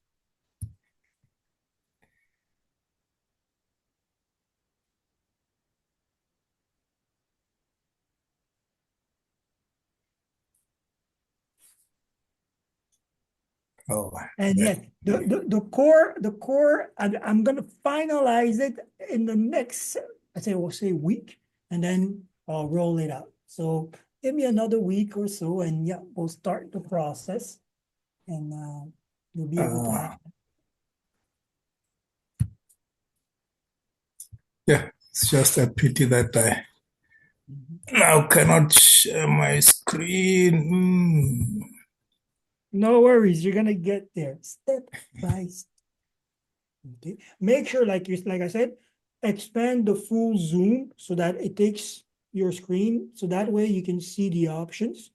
And in sequence, technically, I think it's standard for everybody. You should have the mic, the audio icon, then you have the video, then you have the participant, then you have the chat, the react, and then you have that green square that says share. Is that the same for everybody? Okay, Okay. so make sure to expand the Zoom screen as much as possible. Otherwise, it will shift these option into different format depending on your computer or I see now, but don't see my thing that I wanna share now. Oof. See, I told you I'm a slow learner. you are learning at your pace. Slow vis-a-vis of who? Remember what we just said. Slow vis-a-vis of who, right? No, you're learning and moving at your pace. Actually, for everybody, let's change that. Whenever we come to mind to say I'm slow, I move at my pace. That gives you certainty, right? And that was actually one of the things, coming back to that experience that I had in my old work, where they took me around and told me, well, if you tell people where you're going to take them, they're better equipped or better armed to follow you, right? And sometimes this was how I knew that I was losing control in a call, when the client would let me start and say, slow down, young man, you're going too fast. Even sometimes when I was speaking slow, some people were doing that. It was a way to take control of the conversation. Like, wait, slow down. You're speaking too fast. Let's reset. Let me go to this conversation again at my pace, right? Own your own pace. You own all conversation. It actually can be used as a disarmament, meaning that I see that person is going to speak fast. I'm going to use it to slow it down. Like, hey, you're going too fast for me. Let's take a step back. This is what I understood. Was it what you meant? We reversed the dynamic of the call, right? And this could be particularly useful, for example, when you have a client that is coming in with a lot of information, as we said, a lot of noise, and you want to pierce the signal, right? You let them speak, and then I slow down things. I hear you, but I just want to confirm that I understood this properly. I want to go through this at my pace, right? So use that. I'm going to move at my pace, and everybody will wait. It's your pace. Nobody will push you. Make sense?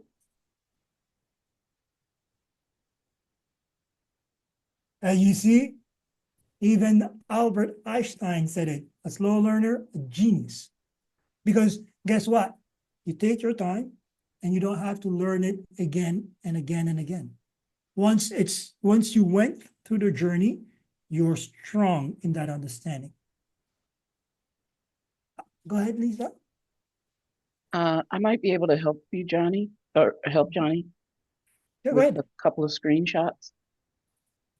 So, Okay. all right. So, Oh yeah, screenshotting the zoom in. I should have thought about that. You see, Dr. Lisa, I have the teacher in you.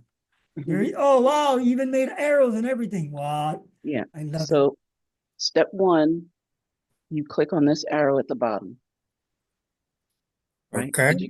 Did you get that far? I did that, but now Okay, I good. couldn't find where my Now, document I want to did share this is. pop when you clicked on the arrow? Did this pop up, this square or rectangle? Yes, I think I saw something like that. Okay. Now, what I do, all right, doesn't always work, but what I do is I click on the bottom rectangle that says application windows, Okay. and then I try to get in the habit of clicking share sound, but that's just because I never know when I'm inspired to share my car. But you click on this and then you click share at the bottom, and Okay. you should be able to share your screen. Let me try again. Love it, Lisa. You went straight into like Feels, I love it.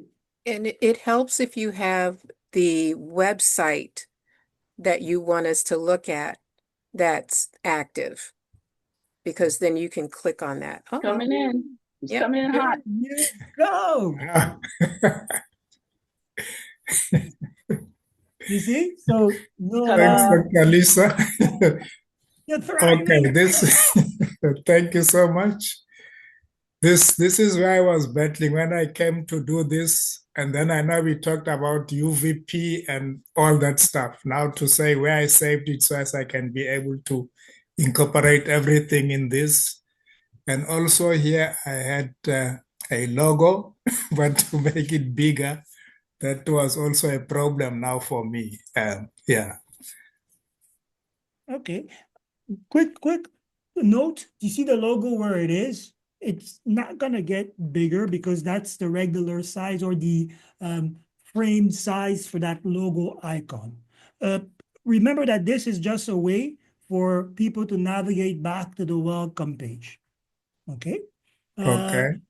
Other than that, what I see is you setting up your conversation, and that's the most important thing.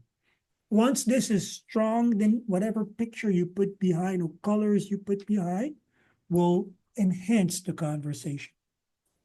Okay. Okay. Can you scroll down? I want to see what happens after the first fold.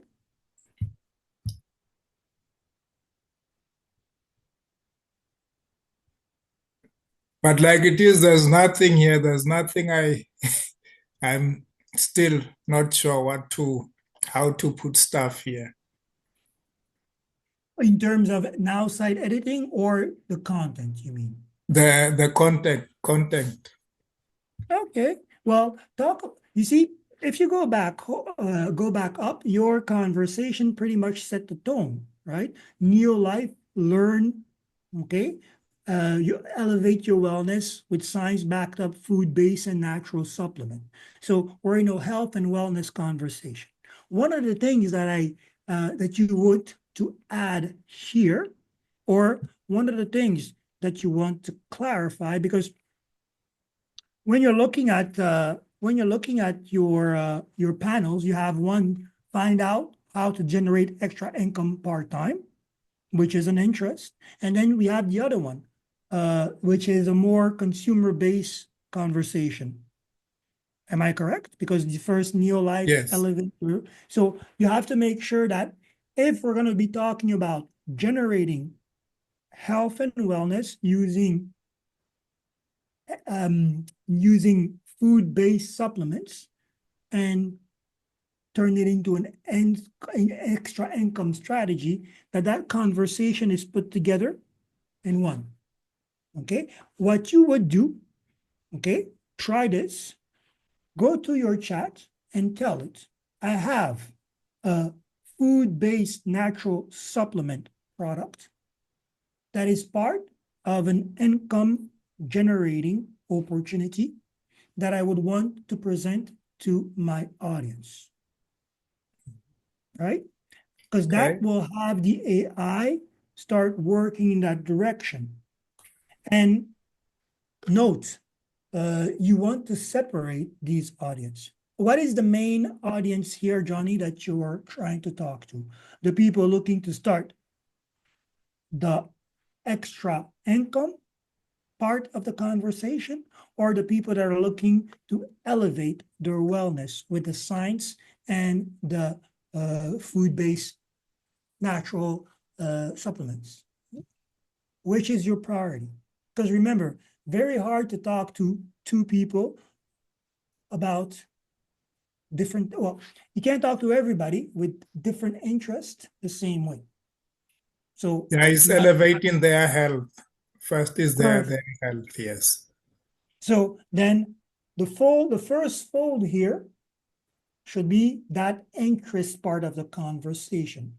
Instead of having two interests put forward, because this is the issue here, we have an interest, an income interest, and we have a wellness interest, right? So let's pick the one in this case that's going to introduce the conversation. And if your first interest is wellness, then the first fold should be about that. Okay. Right? find out how to generate a new you, right? Find out how to transform your life experience. Join a free presentation, Neo Life, Elevate Your Wellness, right? So instead of later on, when you're done speaking about the first interest, which is the wellness, then we'll go into the next part of the journey. Save, earn with these supplements. Mm. Right? Sounds And you, good. Yes. and you see how I made sure to premise the save first for the income. Because we're still in a consumer environment. We just finished talking to you about how you can improve your wellness. That's the interest, the first interest that we pressed. And of course, through the folds, we're going to talk about how you get into the know of this supplement, how you get into the know, which is the presentation, the join, the follow us. And then, did you know that you could also save and earn with the power of these supplements? And then we go into the next fold, which would be naturally how you would present the conversation to me or to anybody, right, Johnny? You wouldn't come at me saying, hey, you can make money and you can do your health good. This is how you do your health good. This is how you make money. I'm like, whoa, there's too much information. At the same time, slow down. Let's take it a step back. I'm interested in the wellness part. Can you tell me more about this? That would be the nature of the conversation. So you anticipate that. Are you interested in your health? Of course, who isn't wanting to feel better? Let me introduce you this product, Neo Life, that can elevate your wellness with a science-backed, food-based natural supplement.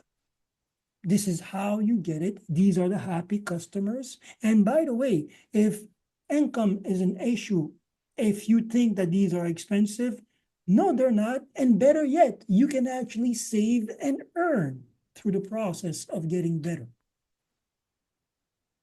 Gradually, step by step, always. Okay? Sounds very good. Thank you. I'm curious to see, go to the now site. I want to look at the UVP or the business profile, and the first step, taking that and going to chat and having it evaluated. You will see that that first step will get you going in ways you don't imagine, because AI is going to start doing the work. It's going to be, okay, well, this is what I did. And remember, in one of our conversation, we said, pay attention to the suggestions of AI. Because as you're working in prompting, when it does the work, it's going to say, well, what else do you want to know? Or maybe I can do this for you. Pick one. Yeah. Right? And it's the same approach that we just demonstrated. Hey, coming in, you are interested about your wellness and your health. Here are the product. Here is a solution. And by the way, would you want to know how you can also increase your financial wellness? Because when you talk about wellness, there's personal wellness and then there's financial wellness. Right? So you see, you transition the conversation. So part of the confusion here is that you yourself are trying to speak about too many things at the same time. This is what is messing up your pace, your flow, right? Start with, okay, my first interest is to helping you make a difference in your life, in the way you feel and live. And for that, I have a food-based solution, supplements, called Neo Life. And since we're talking about improving your overall wellness, know that this product comes with a reward you can actually earn. Well, let's talk about this. But first, your wellness. Because you can be rich as Midas and be sick as a dog, and that will not make you happy. You see? A simple. Thanks, Virgil. Thanks so much. Break down your conversation. And yes, you, as soon as the IMI core is in place. Every one of you guys will get a special invitation. Again, you guys are my inner circle, the first, and everybody else will be friends, but we'll be in business as well, right? This is how we also grow. We have to turn what we do into a profitable experience for everybody. Profitable experience for everybody. Because that allows you to sustain the road, the journey, and allows you also to give more to the people that have given you your trust. Every time it's a responsibility. Often enough, sometimes I'm afraid to sell, not because I can't sell, but because it's a responsibility. I am responsible for every client I earn. They can sleep at night because I don't sleep at night. Right? That's it.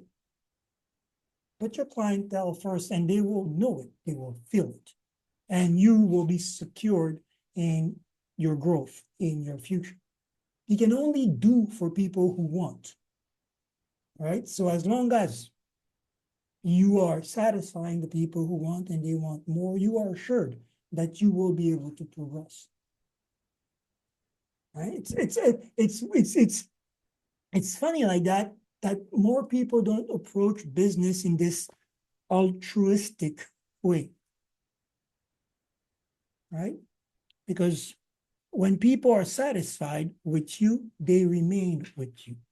When people are not satisfied with you, they leave you and they deter other people from joining the experience. Right? Same thing as speaking from a point of authority when you're not supposed to. Remember that customer service or service is what we offer our customers, right? So you can't be speaking from a point of authority unless they ask, you know what, I want to be driven. Okay, if you like it, let's go. I'll drive. Or force you. I have a client like that as well. She's like, okay, you know what? You're talking a lot. I like what you're saying, but give me these to-do things. I need my list to do so that I do and I come back and you can rate. I'm like, okay, fine. I'll give you plenty to do.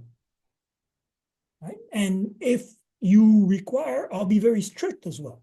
If that is your great motivator. Guess what? This person took control of the call by saying that. Right? You're not going to tell me, I'm not going to tell you, you're going to tell me what to do because I told you to tell me what to do. She's in control. Right?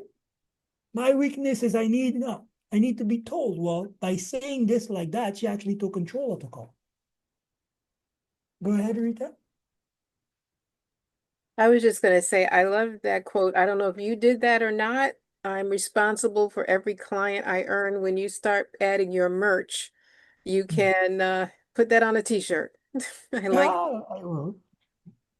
I'm not sure. I may have heard it somewhere. I'm not sure, but I spoke it from the heart. I am responsible for every client I earn, especially right now. They're my business. It's your business, right? And guess what? This is also what clients appreciate. If I was treating somebody like numbers, they would, oh, this guy is just treating me like a number. When I'm done with him, we're done, right? But this is a relationship. I need the fuel, the fire, the interest to keep creating. Same goes when you're serving a client. I need the fire, the interest to remain so that I can keep providing service. That is the legacy foundation in our business process setup, our roadmap to follow. Make sense? Yeah.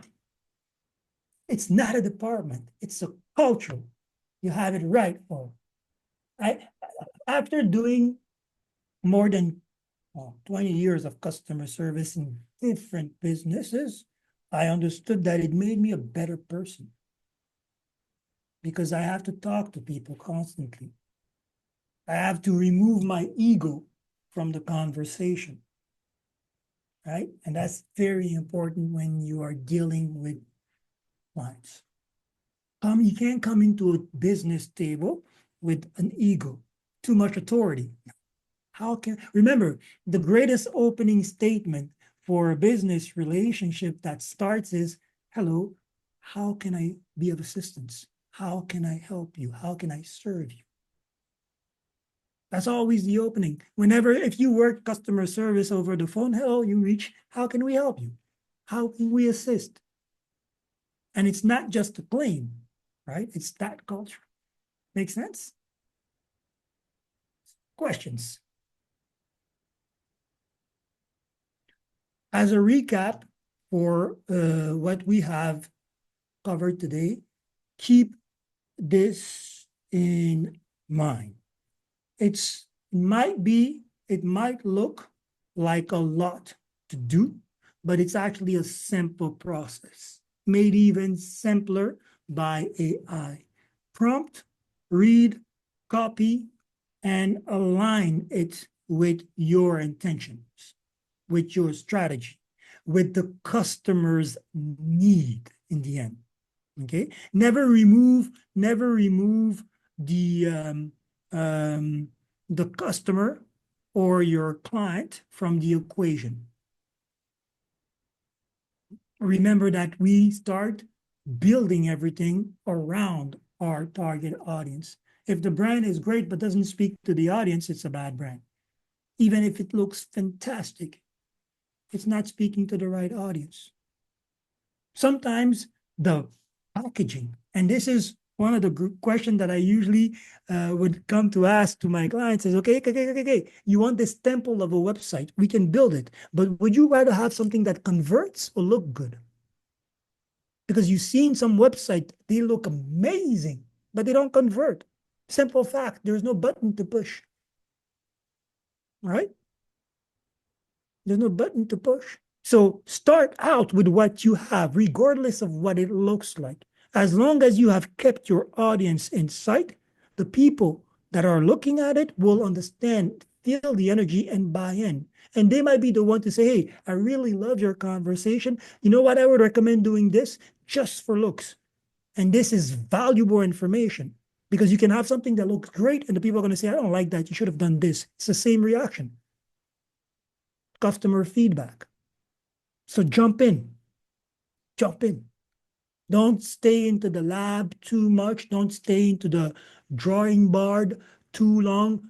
For simple fact is we are agile in the sense that we have to create, test, optimize, create, test, optimize, create, test, optimize, right? So if you want to build too much of a great project at the beginning, it's going to force you to have to spend a lot of time there, then spend a lot of time into the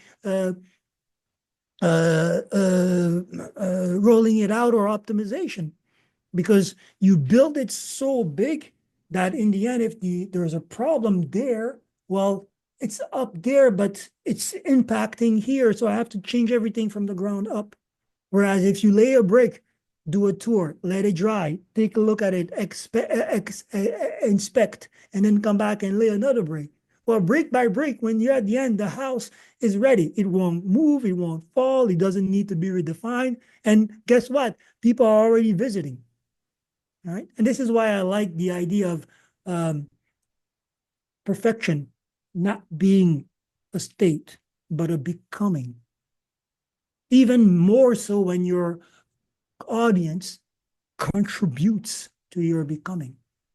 Because I was part of this journey. I made it happen as well. I understand everything. It's my pride. Look at the reaction that happens when you are there from the beginning with a company and then they shift and leave you to the wind. I'm like, oh man, right? Look at all the major pushback that happened over the past years with these boycotts, right? Some brand forget their customer base, and in this age, the customer have the power to remind you that they come first. It's big or small, the customer has the power to remind you that they come first. Right? Do something bad and somebody goes and gives you a rating. Oh my Lord. Other people are going to see that. Oh my Lord. Do something and the customer gives you that 5-star rating. You're like, oh, I'm going to put it on my website. I'm going to share it on my Facebook. I'm going to share it with friends. Everybody got to see it. This guy loved it. You'll love it too. Right? So customers should all, and it comes back to that idea of pull production in what I'm learning now and what we always understood. We come to cater to a customer needs. If they don't need it, we won't linger in that space. Make sense? Perfect. And yes, everybody here, I'm going to roll out an enrollment. I'm going to practice what I preach and apply all the tools. I'll do a short pre-sale funnel or pre-opt-in funnel for everybody who's interested. We're going to opt in into this book. And then when it's rolled out, you'll be the first one to come in and you will be the inner core, the one that helps me put all this in place for people that will be coming from the outside after that. Right? That's it. You guys are always gonna have, you guys will always gonna have that privileged spot in my heart. Without them, there wouldn't have been any of me. You are the reason why I started writing these documents. You are the reason why I found it an obligation to show up. Right? That's it. You and our audience and the customer base that we're trying to build should always be put forward.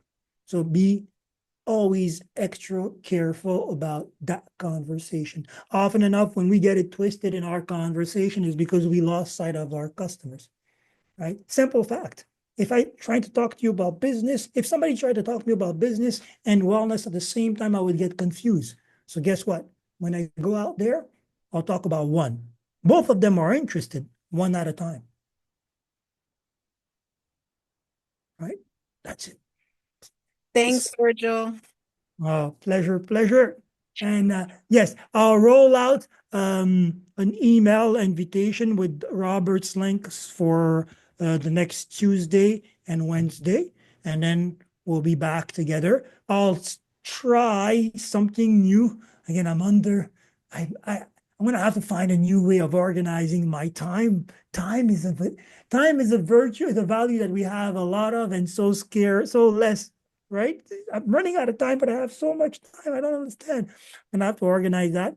But again, for Tuesday, Wednesday, I'm going to try doing this new video format. Well, I'll take at least 30 to an hour explaining things or deepening things in between the line that I wasn't able to do within these hours. And that should also help me set up that drive course for the Thursdays. I'm going to make it a live event Thursday so that we can start sharing this to the world and attracting people into this community. And that will help each one of us, right? Because you're my friend, you're his friend, we're all friends, opportunity will flow within this circle of friendship. That's it, right? If I know somebody who does financial education for kids, you should send your kids there. I know somebody who does food-based supplements. You should go over there. It's our network. It's our book. Right? I send you some, you send me some. The world is a better place. We share. It's like that border system, right? We trade services. Even, I want this service, Lisa. Can you give me that service? In exchange, I'll give you this service. Oh, by the way, today before we leave, anybody that has a channel, please put it in the chat because I'm going to make a YouTube list for all our participants so we will go and support each other. And if we want to do capsules, have one speak, we should, right?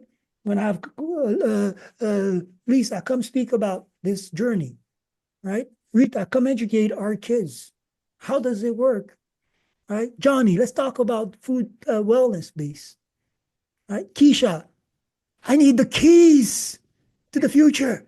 I need the keys to the future. So let's talk about this, right? And through that exchange of power, we will gain in momentum. Mhm. Okay. So have a great weekend. Again, thank you guys for being a part of this journey. It wouldn't be the same experience without you guys. And yeah, I'm so glad I got fired. Well, I didn't get fired, but I'm so glad there was this state change.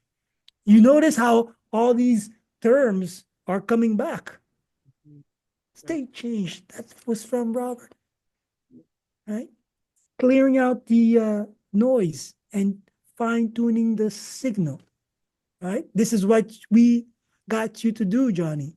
All the noise. I'm not, oh, well, tomorrow, I'm like, let me share this, tuck, tuck, tuck. And somebody's going to say, I don't know how to share. Let me show you how. I've learned it with my friends in my community. On this note, have a great rest of the weekend, guys. Bye, everybody. Bye, bye, everyone. And before you leave your YouTube channels, please. We got it. Good. Thank you, Virgil. Pleasure, Ori.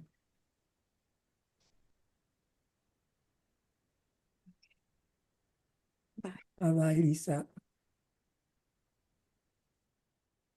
I'll be the last one leaving because I'm going to make sure I get all the YouTube channels here.